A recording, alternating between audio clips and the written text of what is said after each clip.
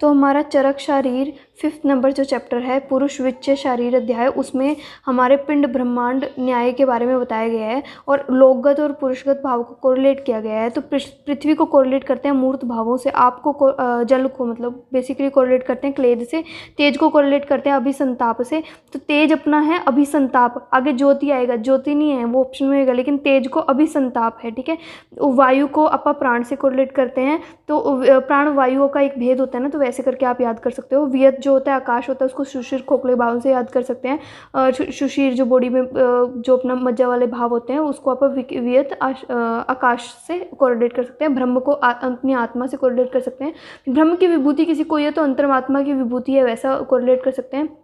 ब्रह्म विभूति प्रजापति जो है उसको आत्म विभूति, जो मन है हमारा, जैसे प्रजापति वही सारे कंट्रोल करते हैं तो वैसे मन कंट्रोल करते हैं इंद्रियों को, इस प्रकार से याद कर सकते हैं। इंद्र जो है, इंद्र अहंकार, तो इंद्र राजा है तो उसको अहंकार हो गया अपना, ऐसा कुछ करके। आदित्य जो है अ से आदित्य, अ से आदान करके याद कर सकते हैं, ठीक है। रुद्र जो है उसको रोष से याद कर सकते हैं। सोम उसको आप प्रसाद से याद कर सकते हैं, तो ऐसे कुछ याद कर सकते हैं ना कि सोम रस का पान करते थे, ठीक है, तो प्रसाद भाव ऐसा कुछ करके प्रसाद का पान करते थे, ऐसा कुछ करके आप याद कर सकते हो सोम प्रसाद, ठीक है।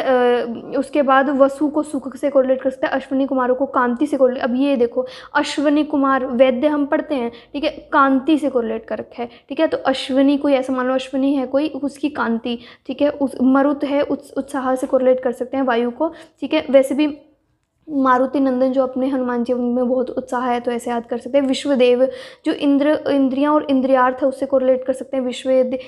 देव जो है अपनी इंद्रियां, ऐसे करके। तम जो है मोह, ठीक है। और ज्योति, देखो ये आ गया ज्योति, और इसको ज्ञान से कोरिलेट कर सकते हैं। और जबकि तेज को क्या था, अभिसंताप से कोरिलेट किया था, ठीक है। तो अभिसंताप तेज है, और ज्योति जो है अपनी क्लासमेट एक मेरी फ्रेंड है ज्योति, ठीक है, उसको बहुत ज्ञान है, तो ऐसे करके ज्योति को ज्ञान है, ठीक है।